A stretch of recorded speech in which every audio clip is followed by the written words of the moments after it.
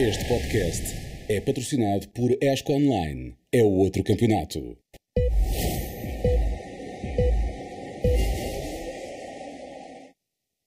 Sejam muito bem-vindos a mais um podcast de MotoGP na Sport TV. É o 20º desta temporada, na divisão do último Grande Prémio do ano, o Grande Prémio da Comunidade Valenciana, que se realiza já este fim de semana no circuito Ricardo Tormo, em Cheste, em Valência, e onde se decidirá o título da categoria Rainha, depois daquele volte-face que aconteceu no Grande Prémio anterior no Qatar, com o Jorge Martin a ganhar a sprint, a ganhar pontos a Pecco Bagnaia. E depois, no domingo, a acontecer o inverso. O Jorge Martin não conseguiria além da 10ª posição e o Pecco Bagnaia a recuperar bastantes pontos. Tanto que Pecco Bagnaia, na sprint do sábado deste Grande Prémio da Comunidade Valenciana, poderá já levar o título, dependendo também, obviamente, da classificação do Jorge Martin, mas já lá iremos. Mais uma vez conto com o Rui Matias comigo aqui, com o Rui Belmonte do outro lado. Desta vez não temos Guto Najaim, que está de viagem. Boa viagem, Guto. Esperamos pelo teu regresso. Avançamos então, recordando um pouco aquilo que aconteceu no Grande Prémio do Qatar, e começando pelo Miguel Oliveira, que não passou da primeira volta, fez um bom arranque, estava ali no meio do grupo quando acabou por cair, derrubando o Aleix Espargaró e também o Enea Bastianini. Em consequência disso, o Aleix Espargaró tem uma pequena fissura na cabeça do perónio. É bem provável que não corra em Valência. Quem não corre de certeza em Valência é o Miguel Oliveira, que fraturou a omoplata direita, portanto coloca um ponto final, ou colocou um ponto final na temporada depois dessa queda. Eventualmente não terá que ser operado, portanto não será sujeito a cirurgia por causa daquela fratura, mas que pode levar algum tempo, não saberemos quanto ainda. O que é certo é que faltará o Grande Prémio da Comunidade Valenciana e aos testes de pré-temporada, que seriam algo importantes, tendo em conta até que não há previsão de chuva, portanto vai estar frio, mas não há chuva, portanto os pilotos poderão passar bastante tempo em pista preparando a temporada de 2024, já que depois destes testes entraremos na época de defesa e os pilotos já voltarão à pista já no início do mês de fevereiro. Grande Prémio do Qatar, Rui Matias. Foi um bom Grande Prémio, acho que podemos dizer assim no geral. Com inversão a acontecer no sábado, onde o Jorge Martin consegue diminuir para metade dos pontos com que tinha entrado de distância para o Pecco na sexta, mas depois o domingo revelou-se ser um autêntico pesadelo para o piloto espanhol. Ele diz que desde o momento do arranque foi péssimo, diga-se de passagem, e que já tinha sido, tanto nos testes ou nos ensaios de arranque que ele tinha feito pós-treinos, e já na sprint o arranque também não tinha sido perfeito, não mais conseguiu encontrar. Ele fala de uma brutal falta de aderência de tração nos dois pneus, sobretudo no pneu traseiro, mas também não sei até que ponto é que aquele mau arranque, o ficar logo para trás no pelotão, não poderá também ter ali mexido um pouco com a cabeça do espanhol. Por outro lado, uma grande vitória do Fábio Di Giannantonio, o que nos leva a questionar o que é que ele andou a fazer nos últimos 2 anos. Exatamente. Em relação ao Miguel, a temporada não tinha começado da melhor maneira. Termina ainda pior. E termina desta maneira que nós vimos. É verdade. E é uma pena, sobretudo, ele falhar os testes. Acho que vai ser importantíssimo.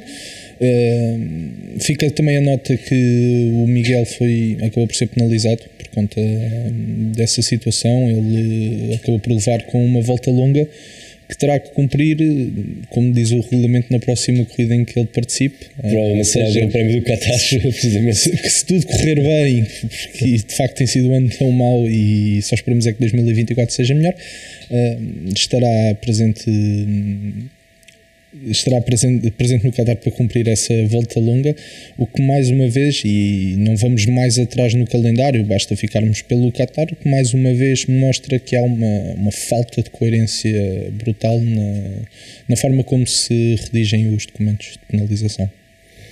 Exatamente. Rui Belmonte, o Miguel não teve a temporada que ele próprio esperava, nem que os fãs esperavam, repleta de lesões, e acaba precisamente com mais uma lesão, acabando a terminar a temporada até um pouco mais cedo. Terá tempo agora para reagrupar-se durante o inverno para regressar com mais força na próxima temporada, mas a verdade é que muito provavelmente começa já com um handicap de não poder participar nos testes de Valência na terça-feira. Bem, boa noite a todos. Sim e não. É natural e naturalmente lamento que o Miguel não esteja nos testes de pré-temporada pelo motivo que vai ser, nem estar na última corrida. Merecia estar na última corrida, logicamente, e não vai estar. Mas não acho que seja assim tão mau para ele não estar neste teste de Valência. Sabemos também que pouco ou nada poderá valer. Por norma é assim que acontece, até porque as atenções vão estar concentradas apenas e exclusivamente num piloto, que isso vai ser natural. Muito mais importante para mim é que ele esteja presente nas melhores condições a quando do teste de Sepang, o primeiro verdadeiro teste de pré-temporada para o campeonato 2024. A época acaba da pior forma, mas foi uma época, um pesadelo tão grande para o Miguel, esta época 2024. O que eu espero mesmo é que a equipa se encontre, se torne mais competitiva, porque também já se fala que a criptodata vai sair.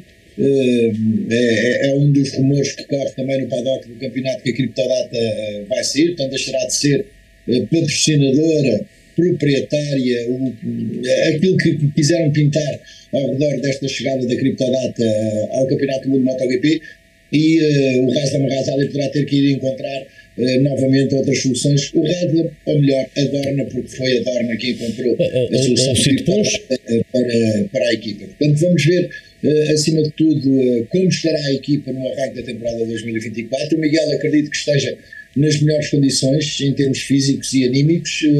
Quando o campeonato começar, a lesão já deverá estar totalmente recuperada. Estamos ainda a muitos meses desse início de campeonato 2024 e de época 2024, portanto acredito que o Miguel estará nas melhores condições. Agora espero é que a equipa esteja nas condições que o Miguel merece. Não queria ver o Miguel fora deste grande prémio, nem nenhum outro naturalmente, mas é o que é. A época foi tão má que acaba por ser mais um momento em que acabamos por nos resignar e ficamos sem o Miguel na última corrida do ano.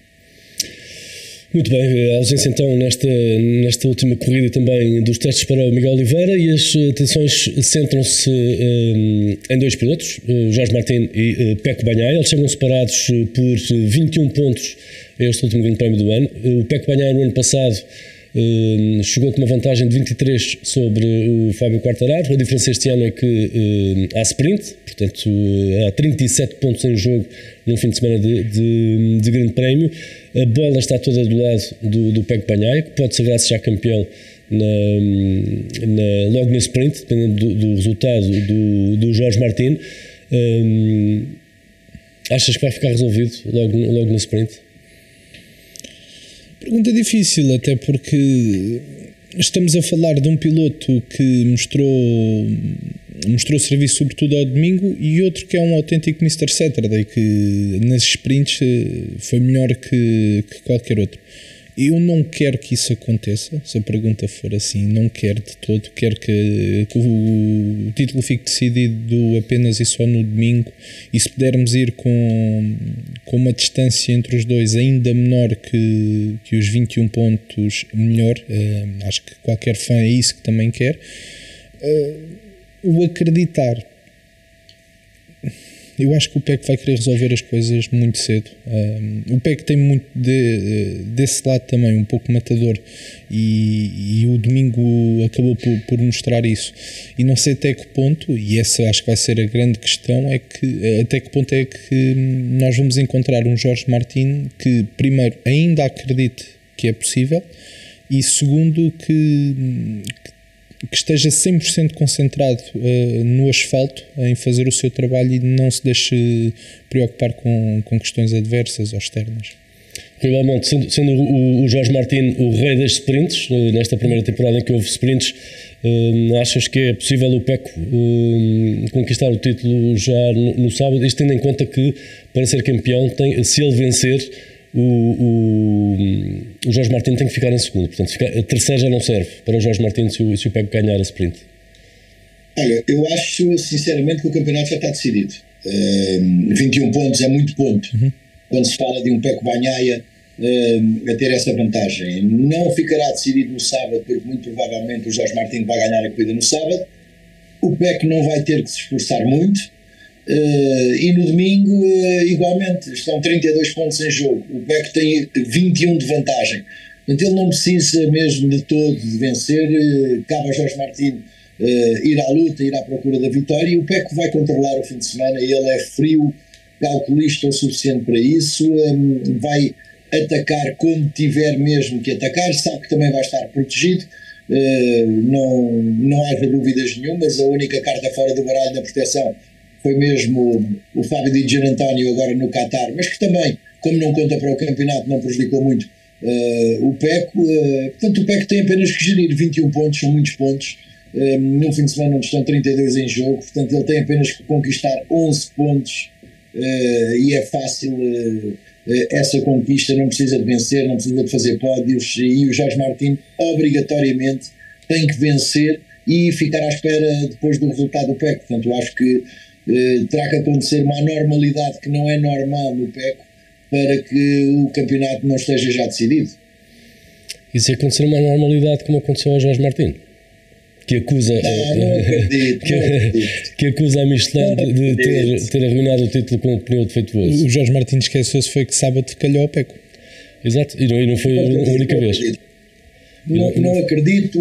Aliás, o Jorge Martin voltou a falar dos pneus, mas já tivemos uma situação de um pneu que acabou por não ser o ideal em Phillip Island, e aí não foi um pneu defeituoso, foi uma má escolha de pneus. Sim, exato. E acabou por prejudicar ele próprio. Eu acho que o Jorge Martin, acima de tudo, tem que manter a cabeça fria. E eu disse, quando ele passou para a frente do campeonato, que ele era o pior inimigo dele próprio na gestão dessa liderança de campeonato. E o Jorge Martin é capaz do melhor do mundo num dia e do pior no dia a seguir. Exato, eu falo desta questão do pneu porque, na verdade, apesar da Michelin chegar um pouco às cegas a ele, porque o asfalto foi reasfaltado e eles não rodaram lá depois do tapete novo, a verdade é que os pneus que os pilotos escolheram, quer para a sprint, quer para a corrida, funcionaram ao ponto de o Enea Bastianini ter feito o melhor tempo na última volta da corrida. Portanto, os pneus nem era uma questão de escolha, porque Jorge Martin escolheu o mesmo pneu do que toda a gente, mas ele nunca conseguiu rodar ao ritmo que rodou, por exemplo, na sprint, nem ao ritmo dos outros pilotos na corrida. Sim, isso acaba por ser o facto do Jorge não conseguir entrar no segundo 53. Eu acho que aquilo deixa ali os parafusos a não quererem bater, e daí ele ter que se agarrar a alguma coisa. Agarrou-se à Michelin. O PEC também no sábado tinha deixado, e é preciso termos isso também em conta, quem está em casa a ver-nos, o PEC também no sábado tinha deixado a boca à Michelin quando ele estava a dar umas declarações ao erro ao Canal Plus com o Luca Marini ao lado. O PEC disse que é uma pena que só há pneus bons para alguns. Portanto, no sábado foi o PEC, no domingo foi o Jorge Martin. Esta questão dos pneus não temos tempo para estar aqui a falar, porque já no passado podcast tínhamos aberto um pouco a caixa de Pandora relativamente a esta questão dos pneus. A forma como os pneus são entregues aos pilotos também era outra questão que se poderia abordar.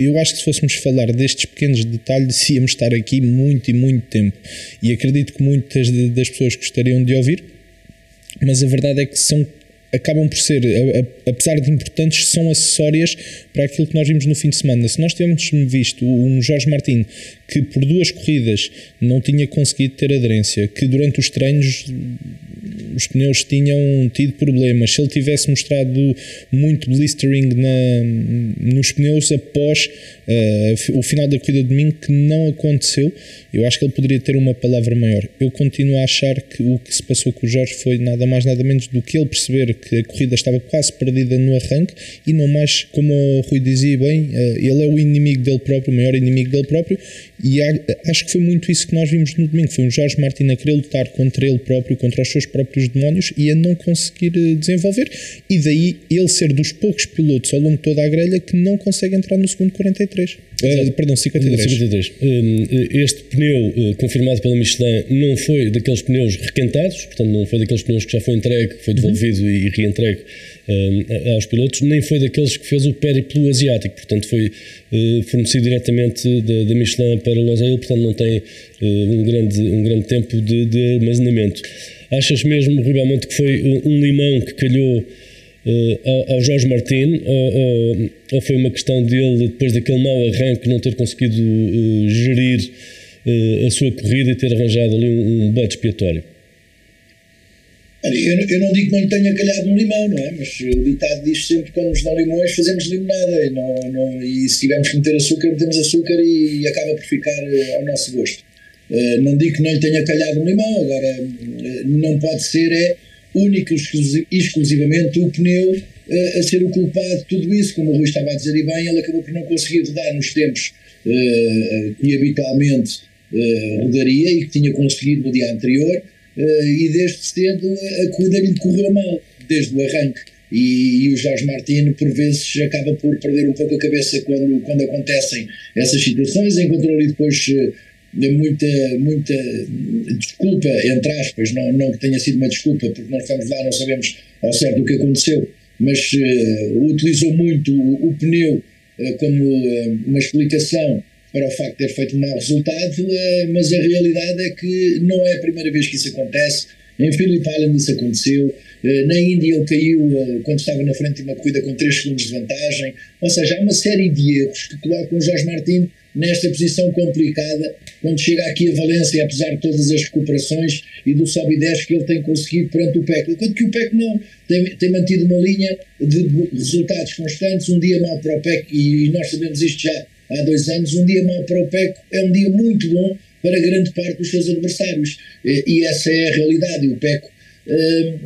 também nestes momentos gera melhor que todos os outros, mantém a cabeça fria, sim que deu também uma bicada na Michelin no sábado depois da sprint, mas tem sido os pilotos até mais tranquilos nesse capítulo, e quando cai assume os erros, e nos dias em que não consegue travar, como aconteceu também na Índia, ele acaba por não esconder isso, que sente dificuldades com a moto, mas não se encosta no pneu para justificar o que quer que seja. Diz que não se consegue encontrar, diz que não consegue ter boas sensações, e o Jorge Martin quase desde o início que tinha esta corrida perdida, e acabou por vir a perdê-la muito mais ao longo das voltas, até porque depois, como já sabemos, o andar em grupo, o calor que é projetado das motos que vão à frente sobre o pneu dianteiro, tudo mais acaba por causar dificuldades, e isso obviamente acabou por deixar o Jorge Martin ainda pior do que o que estava. Sim, e agora teremos então um confronto final em Valência, na sprint no sábado e também na corrida no domingo, e o campeonato vai terminar sem termos tido uma única corrida com todos os pilotos.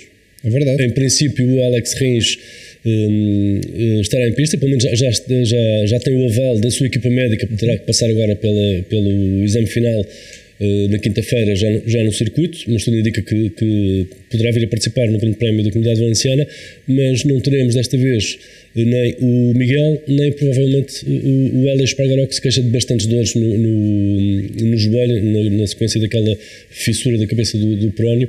Portanto, uma temporada um pouco sui generis neste sentido, até porque na maior parte dos grandes prémios não foi apenas um piloto. Tivemos grandes prémios em que houve 4 dos pilotos permanentes ausentes, e foram vários, não foi apenas um. Portanto, uma temporada também um pouco diferente das anteriores, e se quisermos comparar, a única coisa que de facto foi diferente para as temporadas anteriores também foi a introdução do sprint. Isso poderá ter influência no maior número de lesões mais graves esta temporada, ou achas que é mera coincidência? E que teriam acontecido de qualquer modo? Eu estava aqui a pensar quantos pilotos lesionaram em sprint e só me consigo lembrar... Eu não digo que este sprint tenham sido diretamente a causa, mas todo o processo, toda a dinâmica do fim de semana ao ser transformado pelos sprints poderá ter levado a esse maior número de lesões um pouco mais graves que impedem os pilotos de participar. Sinceramente não vou por aí. E eu estava a dizer isso. Eu só me recordo do Bastianini ficar lesionado em sprint. Eu não me recordo de mais nenhum piloto, sem contar com o Miguel. Esqueci-me agora do Miguel, claro, e do Aleix, se ele se juntar. Penso que são os únicos pilotos ao longo do ano que se lesionaram diretamente em sprint. Até porque, na verdade, na sprint nunca houve assim muitas quedas. Não, e muitos falavam disso. Falavam que a sprint ia ser o... E o início foi, vamos ser sinceros, o início aquilo foi parecia que estava ali com 7 pedras na mão, mas lá está, tal como nós também fomos dizendo, era um início, era também uma forma dos pilotos começarem a testar como proceder numa corrida tão diferente daquilo que eles estão habituados. Da mesma forma que não creio, ou não quero ir pelo sentido de que foi o formato alterado do fim de semana que fez isso, porque continuámos a ter mais ou menos o mesmo número de sessões, continuámos a ter mais ou menos o mesmo número, ao mesmo tempo de sessões. Sim, os mesmos quilómetros praticamente, sim. Eu não vou muito eu não compro muito essa teoria. Se a teoria for, mas depois também pode ser calada com lesões no início da época, o facto de termos, se calhar, um calendário tão preenchido que poderá abrir mais fadiga nos pilotos, eu acho que sim, que isso poderemos pensar por aí, o facto de termos cada vez mais um calendário tão exigente e para o ano, mais uma vez, um calendário super exigente. Eu gostava de saber responder melhor a isso, mas eu não sendo preparador físico e não sabendo que eles são super atletas, nem meto isso em causa, mas não sabendo como é o cotidiano dos pilotos, é difícil avaliar se diretamente a introdução da sprint poderá ter ou não, ou pode ou não estar relacionado a este número de lesões, que é típico e que é estranho não termos uma única corrida de domingo com todos os pilotos presentes na grelha pelo menos uma vez ao longo do ano. E sim, isso é muito estranho. Rui Belmonte, achas que há algum fator que possa explicar este número de lesões e que levam a ausências dos pilotos ao longo do ano? Ou foi mesmo um ano atípico e não há uma razão específica? Poderá ser o que o Rui Matias dizia, poderá ser a dinâmica dos fins de semana com os sprints, poderá ser a aerodinâmica e toda a complexidade agora com Ride Devices e tudo mais, ou achas que foi apenas... Ou pode ser tudo. Ou um pouco tudo... O que é que achas? Não sei se já tinhas pensado no assunto. Já, por acaso já, e acho que acima de tudo a grande explicação pode estar no nível competitivo que o campeonato atingiu. Nunca tivemos um campeonato de motos. É verdade, e não quero interromper o teu raciocínio, mas só para acrescentar e complementar o que estás a dizer. Eu ainda não fui confirmar, mas ao que parece, este é o primeiro ano de campeonato do mundo de velocidade, portanto desde 1949, em que não há um piloto que vença 2 corridas consecutivas. Pronto. Só por aí encontramos a explicação, ou uma parte da explicação de um campeonato super competitivo como é o MotoGP na atualidade. Obviamente que para seres competitivo naquela grelha de partida, tens que muitas vezes ultrapassar os limites ou andares muito perto deles.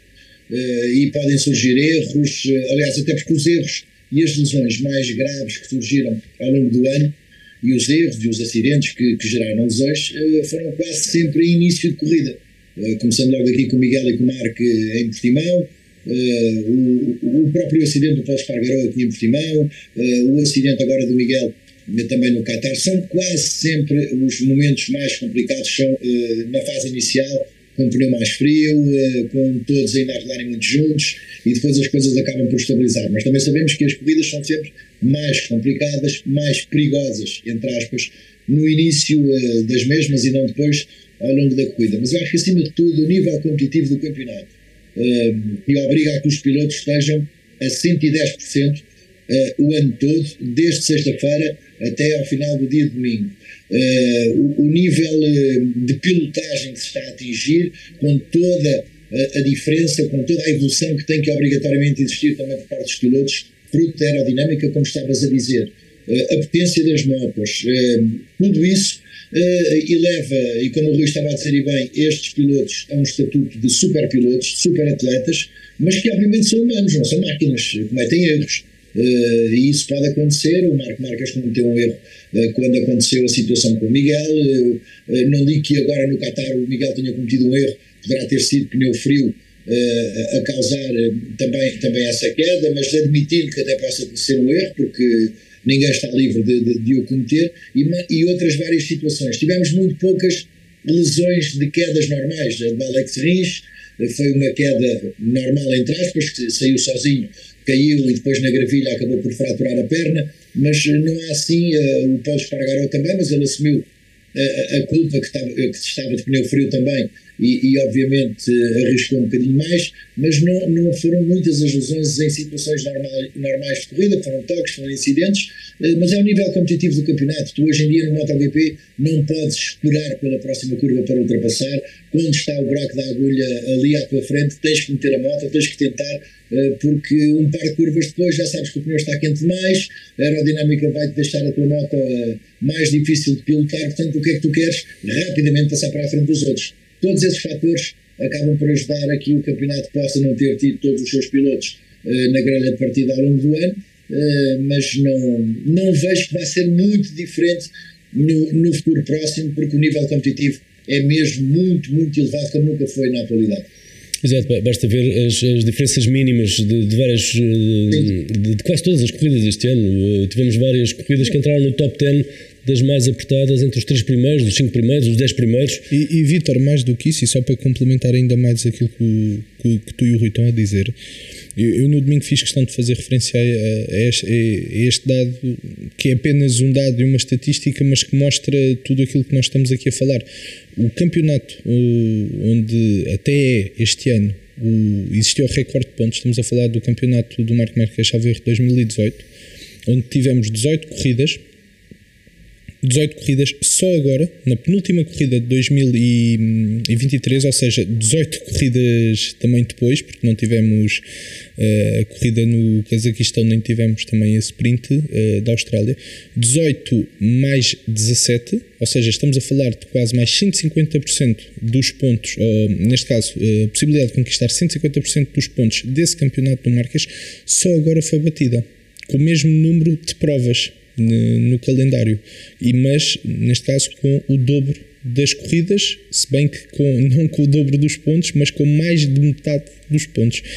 Portanto, é aquilo que tanto tu como o Rui estavam a dizer, e isso também há que ter em consciência, é a elevada competição que temos presente no Mundial. Aliás, competição essa que acaba também por ser mostrada com a conquista do título de equipas por parte de uma equipa satélite. Exatamente, é um título também que já está arrumado a favor da Prima Pramac, que liderou grande parte do ano a tabela das equipas. E há quantos anos? Desde 2001? Não era MotoGP, não. Sim, não era MotoGP, nunca aconteceu. Exato, o que diz bem da competitividade da categoria atualmente. Aliás, basta olhar para qualquer sessão de treinos e a diferença nos tempos no final é mínima entre os pilotos todos presentes em pista. Falávamos há pouco no início desta transmissão que o Miguel terá a cumprir uma penalização de volta longa na próxima corrida em que participar. Tudo indica que será o Grande Prémio do Qatar em março do próximo ano. Curiosamente vai cumprir a penalização no circuito onde foi penalizado. Acho que também ainda não aconteceu. Celestino Vietti. Não no MotoGP, mas no Moto2. Mas não no mesmo circuito. Ele não foi penalizado em Portimão. E depois foi em Valência. Tens razão, exato, foi em Valência. E depois cumpriu em Portimão. Exatamente. Portanto, há essa particularidade de vir a cumprir a penalização no mesmo circuito onde foi penalizado. Mas a verdade é que no dia antes também o Aleix tinha sido, e falo nisto porque nós falamos muitas vezes nas penalizações, especialmente na categoria mais baixa, em Moto3. Vamos falar de Moto3 vamos falar um bocadinho. Porque aquela situação numa das sessões de treinos em que vimos 7 ou 8 pilotos quase parados no meio da sessão, foram todos corridos a multas de 500 euros por causa disso. Mas a verdade é que depois tivemos um exemplo de um piloto que, para estar na categoria rainha, não é nenhum rookie, é um piloto muito experiente, com muitos anos daquilo. Aliás, disse que eventualmente no final do próximo ano poderá retirar-se e reformar-se, que foi o Aleix Espargaró, numa atitude muito pouco desportiva, com muito pouco fair play, que deixou o Franco Morbidelli bastante irritado, e depois as declarações do Franco Morbidelli ainda chatearam mais o Aleix Espargaró, que respondeu nas redes sociais, porque diz que o Franco Morbidelli envolveu a família e não havia razão nenhuma para o fazer. Demasiadas redes sociais e demasiado tempo para os dois. Mas a verdade é que sabemos que a quente aquelas reações podem acontecer, mas claro, a este nível do campeonato não deveria. Não deveriam suceder. E a propósito disso, o Aleix Espargaró foi multado em 10 mil euros de multa e perdeu 6 lugares na grelha de partida, o que ironicamente o colocou ao lado do Franco Morbidelli na grelha no para a corrida. Exato. Melhor dizendo, o que é que preferes que eu comente? A penalização em si, a falta de coerência do painel de comissários, o facto de ninguém conseguir perceber o regulamento. A penalização foi justa ou para não? Quem? Para o Aleix ou para o Miguel? Não, para o Aleix. A do Miguel foi chapa 5. Já vai, sim, aquele tipo de incidentes no início da corrida e vai a long lap para a próxima corrida. O Aleix... Nós, da mesma forma que eles dizem muita coisa e fazem muita coisa à quente, nós também temos pensamentos a quente, mas depois quando refrescamos a cabeça temos que ir com mais calma.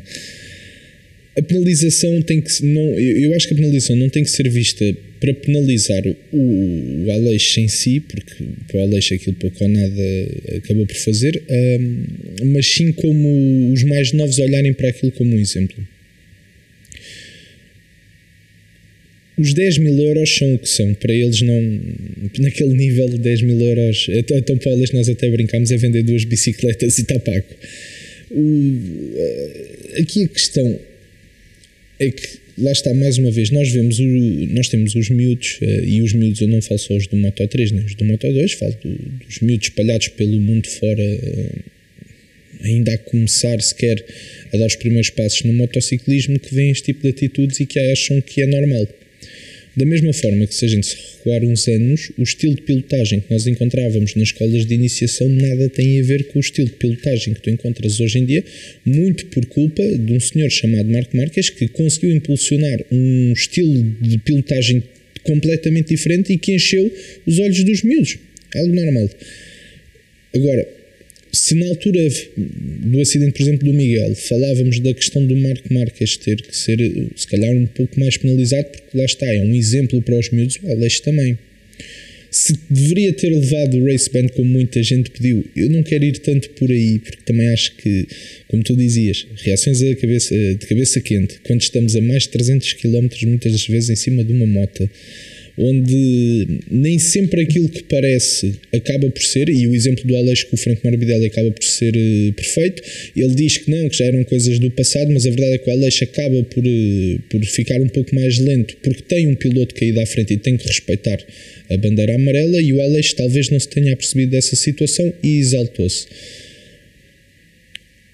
Daí ficar essa questão, mas depois é um calduço, é um capacete que está preparado para quedas a mais de 300 km por hora. O Morbidelli não sentiu rigorosamente nada.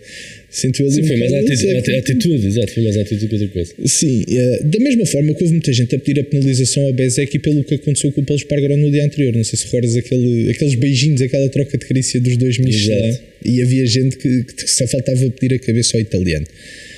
Eu acho que tem que haver contrapeso e medida nestas questões, e a Federação Internacional de Motociclismo tem que ter bem presente, tendo em conta que não há uma estipulação certa, o que tem que fazer nestes casos, e também olhar para quem e para qual categoria que estamos a falar, e tendo em conta que é o MotoGP, a penalização deveria ter sido se calhar um pouco mais exemplar.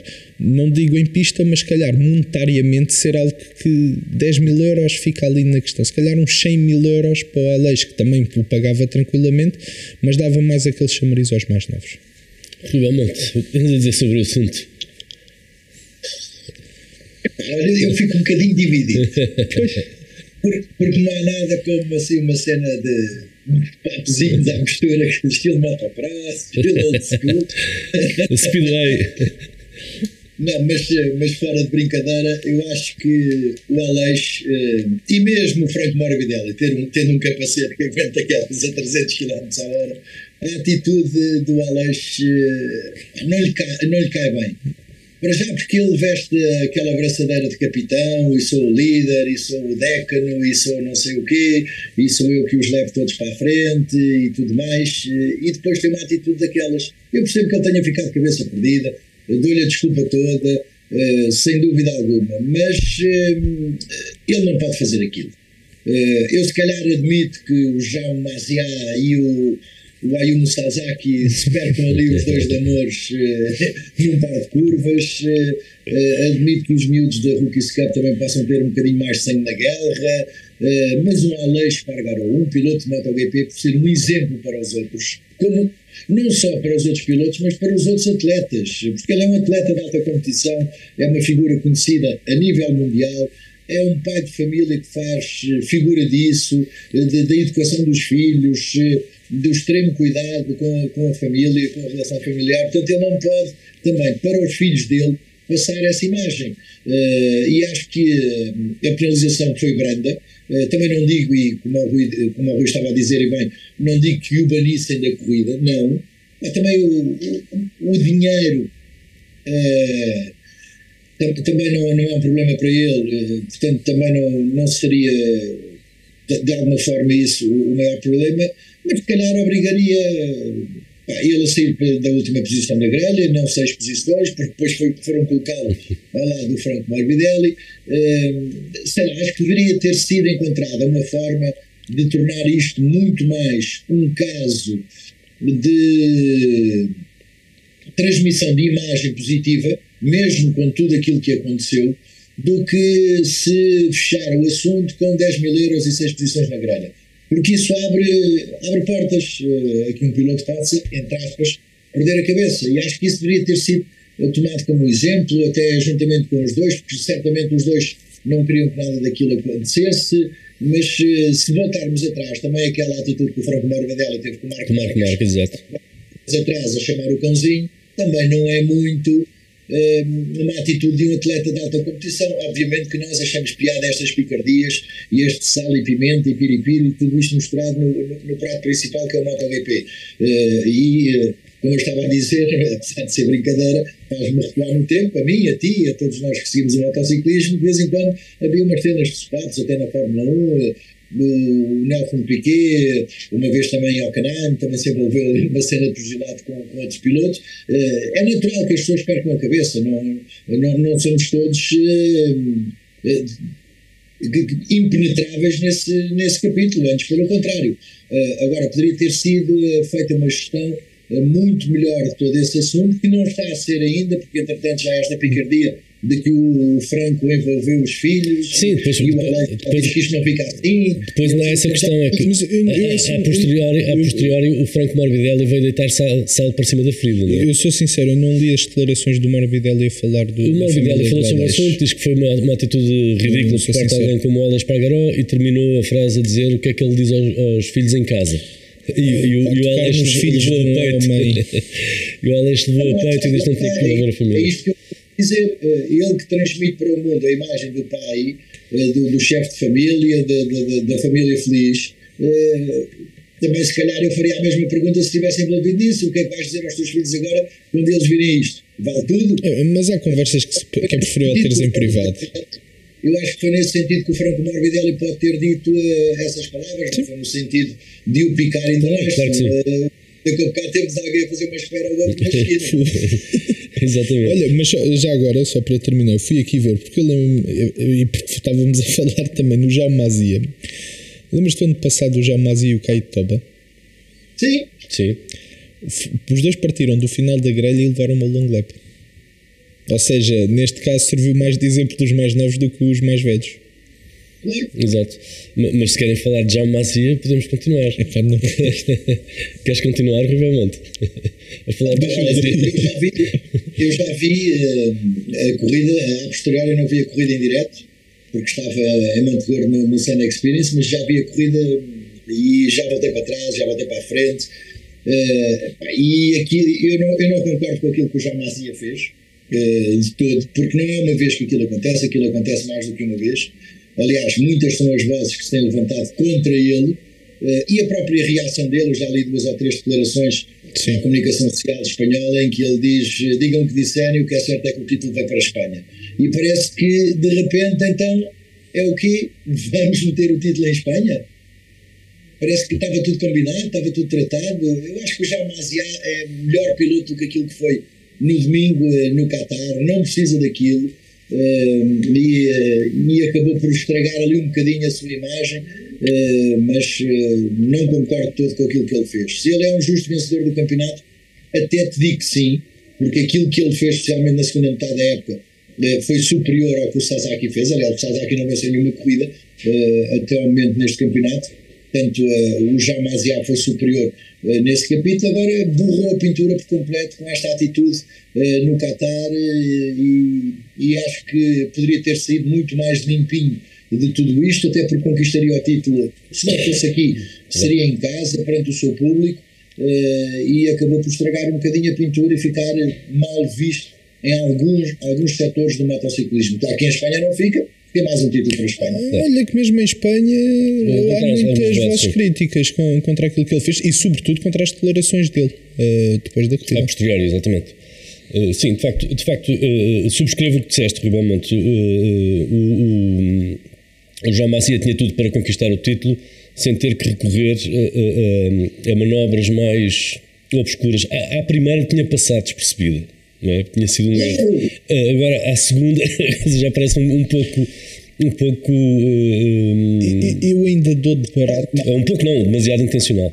Eu ainda dou de barato, mesmo me custando muito, que aquelas 2 ultrapassagens, aquilo para mim não é uma ultrapassagem, são 2 bloqueios autênticos. E o Sasaki, é entre os dois estão a discutir o título. Mais uma vez, é muito mais fácil falarmos nós cá deste lado. Na verdade é que na altura a direção de corrida mostrou logo uma advertência. Essa advertência tinha que sair logo na primeira vez. Aí acho que houve. Mas voltando à cerne da questão, são os 2 pilotos que estão na luta pelo título. São os 2 mais duros, menos duros, com um bocadinho mais sujo de um lado, um bocadinho mais sujo do outro. Eles estão os 2 na luta pelo título. O que a mim me custou ver mais foi o que o Adrian Fernandes fez depois do Ayumu Sasaki estar cá mais para trás. E aí não havia necessidade nenhuma. Até porque, com aquela combinação de resultados, como vocês os 2 disseram e bem, se ele não conquistasse o título no Qatar, estava com uma mão e 4 dedos no título em Valência e festejava junto do povo dele. Ainda para mais estamos a falar de um piloto que é ali natural, de tão perto de Valência. Acho que ainda a festa teria sido melhor. Isto era tudo muito bonito, se a gente não se lembrasse de quem era o Danny Kent e qual é que era a equipa dele também. E não esquecer desse ano. Portanto, não sei se é tanto o piloto que tem que estar debaixo de fogo, se não é mais a equipa. A Leopard é o zero e viseira deste tipo de situações desnecessárias. Percebo que há um título também de equipas em jogo que, como parece que querem fazer acreditar agora, parece que só agora é que isto acontece, que são KTMs, até dizer chega contra poucas ondas. Não é uma situação de agora, e as KTMs estão disponíveis, portanto, se há um problema com as ondas, e acho que se formos falar com o João Mazzia, naquela reta do Qatar, a onda era uma maravilha, e nós fizemos questão de reforçar isso várias vezes ao longo da transmissão. Mas eu acho que fica marcado porque o João Mazzia vai sempre ser o piloto que nos livros aparece campeão, mas parece que vai ser sempre aquele campeão de Moto3 com asterisco, em que vamos nos sempre lembrar como é que foi a última corrida. E mais uma vez, como o Rui Belmonte disse, como tu disseste e como dissemos também logo no final da corrida, isto não invalida a justiça do campeonato, que eu acho que está intocável. Se fosse para o Ayumu Sasaki, também seria um justo campeão, apesar de não ter as vitórias, um campeão autenticamente pela regularidade. Se o título caísse para o Denis Onchu, para o David Alonso, para o Daniel Gado, qualquer um destes 5 pilotos eram justos campeões pela temporada, pela temporada que foram apresentando. Este título fica manchado e não há que o negar, fica manchado pela forma, não como o Jaume Mazia se comportou, mas como toda a estrutura da Leopard se comportou. E ainda para mim, e digo sempre, no desporto, pior do que tu não saberes ganhar, ou tu não saberes perder é não saberes ganhar. Isso para mim. Exatamente. Voltando à MotoGP, estamos a menos de uma semana dos primeiros testes para a temporada. É verdade que tem a importância que tem, mas a verdade é que a Repsol Honda ainda não tem piloto. E a VR46 tem? É que o Lúcio disse que não. O Lúcio disse Em que não. que pé é que estamos? Eu não sei, olha, vou deixar para quinta-feira, porque parece que tanto o Marini como o DJ António vão falar na conferência de imprensa. Vamos ver se é na sexta-feira que vamos descobrir alguma coisa. Epá, eu, por mim, para isto ficar mesmo bom, era até terça-feira ninguém dizia nada. Na terça-feira, sim, pilotos com fatos pretos, capacetes pretos, ninguém sabe nada, fica na consciência das pessoas. Rui Belmonte, tens as tuas fichas em quem para ir ocupar o lugar do Marco Marques, agora, nesta altura? Eu acho que o contrato com o Marini já está assinado. E acho que o contrato do Fábio Di Gianantonio com a Univer 46 também já está assinado. É a minha opinião. Portanto, basicamente as coisas estão decididas, só que o segredo é a alma do negócio. Sim, estão a deixar isto tudo para a última corrida, para dar aqui mais algum sal.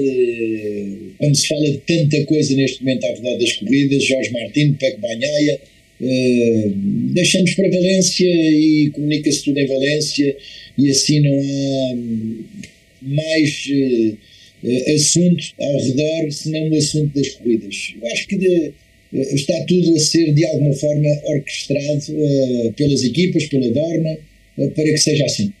Ou seja, Luca Marini no lugar do Marco Marques e o Di Gianantonio no lugar do Luca Marini na Univer 46. Sim, não me faz sentido o Fermin Aldeguer subir a moto. Sim, já agora, deixa-me ainda por cima sendo falava-se dele na Univer 46, isso era difícil, ele subir já a MotoGP, toda a gente acha que é muito cedo, ainda por cima não é italiano. E teoricamente a Univer 46 foi formada pelo Valentino para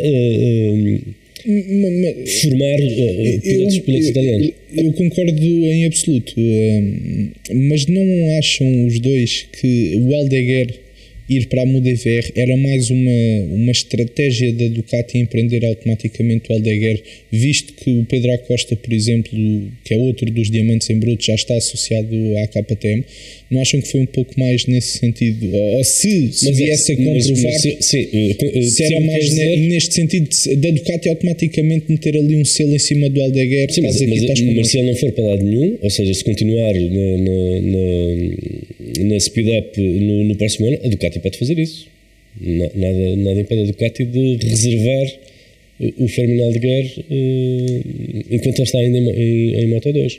Até porque acho que, e apesar de toda a gente achar que, ou pelo menos a maior parte das pessoas acharem que ainda é muito cedo para o Fermin subir à categoria rainha, ele vai fazê-lo, mais tarde ou mais cedo. É um dos pilotos que muitas pessoas querem ver em MotoGP, dado o historial dele com o Pedro Acosta também. Sim, não, e a sua pilotagem, a sua carreira é relativamente curta e tornou-se um dos melhores pilotos da categoria. Portanto, a sua subida, eu diria que é quase inevitável. A MotoGP, ele será quase garantidamente um dos pilotos de Moto 2 que vai chegar a MotoGP, se calhar um bocadinho cedo, e se calhar há fábricas, nomeadamente a Ducati, que se querem antecipar e tentar reservar esse diamante em bruto para quando estiver pronto a ser lapidado.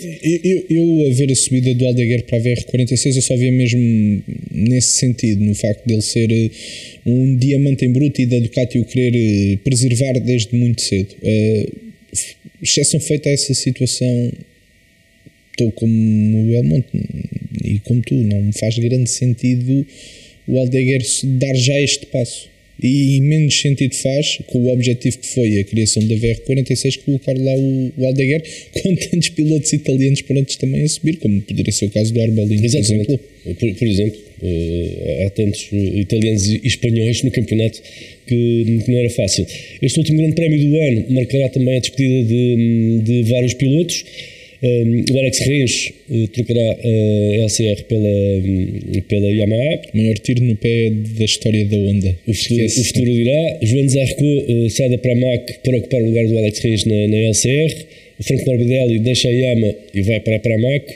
O Marc Marquez despede-se da Honda, vai para a Gresini. Será sobre ele que estarão todos os focos e todas as câmaras e todos os microfones na terça-feira, no dia terça em Valência. O Pós Pagaró deixa a Gás, tudo indica que será piloto de testes. E o Fábio Gianantónio deixa a Gresini. Para onde? Ainda ninguém sabe. Aquele ponto de interrogação. Mas todas estas trocas, qual é aquela que cria maior expectativa para 2024? Vamos tirar o Marquês sem contar com Ducati de parte, porque é o mais óbvio, toda a gente vai querer ver. Eu quero muito mesmo ver e estou com expectativas em alta. Tenho pena que ele não esteja na sua melhor forma, mas eu quero muito ver aquilo que o Alex Rins poderá fazer com a Yamaha. Não só já a partir dos testes, mas sobretudo na próxima temporada. Volto a repeti-lo, para mim foi o maior tiro nos pés da Honda. Foi a não contratação para a equipa oficial do Alex Rins. Por algum motivo é o único piloto Honda que venceu esta temporada e é o piloto Honda com menos corridas, o que também ajuda a ficar com esta expectativa naquilo que ele possa fazer na Yamaha. E porque o Rins parece que tem sempre o azar de quando se encontra a Suzuki, nós não podemos esquecer que há um ano em Valência foi a Suzuki que ganhou com o Alex Rins. E ele, quando começa a atinar com a Honda, tem a lesão, ou tem a queda que provoca a lesão, e parece que há sempre ali, quando ele está realmente bem, está realmente não quer dizer comprometido, porque acho que ele é um atleta 100% comprometido no que faz, mas quando está no bom nível com a maquinaria que tem, parece que há sempre alguma coisa, uma parede que aparece à frente do Alex Rins que não permite ele dar o passo em frente. E espero que esse passo seja dado na Yamaha, não só para o próprio piloto espanhol, mas também para voltarmos a ver a Yamaha ser uma das fortes candidatas ao título de construtores, de pilotos, equipas, tudo mais. E tu, Rui Belmonte, qual é a expectativa destas trocas para o próximo ano? Sem contar com o Marc Marquez, obviamente, que é o mais óbvio que toda a gente quer ver na Ducati. Quero ver os Pirelli em Moto2 e Moto3 na segunda-feira. Já viste o documento hoje da Pirelli? Um documento como deve de ser. É o que eu quero ver mais. Os Pirelli, numa comparação direta na segunda-feira, com aquilo que a Dunlop vai deixar, obviamente. É também um marco. Vamos ter o último grande prémio com Dunlop em Moto2 e Moto3, pelo menos nos tempos mais próximos. Obviamente que depois nos testes de MotoGP, além do Marc Marquez, logicamente essas mudanças, o Alex Rins, também ver o que é que o João Zarco poderá fazer com a Honda, para percebermos também o que é que poderá ser a época do francês. Aí poderá servir de barómetro e obviamente percebermos quem são os pilotos que ficam nos lugares em branco, mas acima de tudo o Marc Marquez naturalmente com a Ducati, que vai ser o foco de tudo e quase o único foco. Eu acho que a Dorna, até no momento em que ele estiver a calçar as meias e vestir as cuecas, vão estar a filmar, mas esse será o foco principal, e estou curioso para ver também que moto é que o Raul Fernandes vai testar na terça-feira. Quero ver qual é a moto, que seria também uma moto igual para o Miguel. Será a moto 23, será 23 mais qualquer coisa, também o que é que será a moto 24 no caso do Maverick, se vem o chassi em carbono, se não vem o chassi em carbono, tudo isso. Acho que vamos ter algumas coisas giras em Valência, mas vai estar tudo naturalmente ofuscado pela história do Marc Marquez. Testes esses, diga-se de passagem, que a Sport TV mais uma vez transmite. Transmissão aqui na terça-feira desses primeiros testes de pré-temporada. Antes disso, teremos então o Grande Prémio da Comunidade Valenciana. O nosso tempo chegou ao fim. O Grande Prémio terá transmissão especial também. Teremos uma equipa em Valência, para além dos habituais comentários de todas as sessões de treinos e das qualificações, da sprint e da corrida. É o Grande Prémio que encerra a temporada de 2023 do Campeonato do Mundo de Velocidade. Já descobrimos quem são os campeões de Moto3 e Moto2. Este fim de semana ficaremos a saber quem será o campeão de MotoGP. Ou o Pecco Bagnaia revalida o título, ou o Jorge Martins conquista o seu primeiro. A bola está do lado do PEC de Banhaia. Obrigado, Rui Matias. Obrigado, Rui Belmonte. Obrigado por nos terem acompanhado. Não se esqueçam, este fim de semana, na sua Sport TV, Grande Prémio da Comunidade Valenciana. Ponto final na temporada do Mundial de Velocidade. Até lá.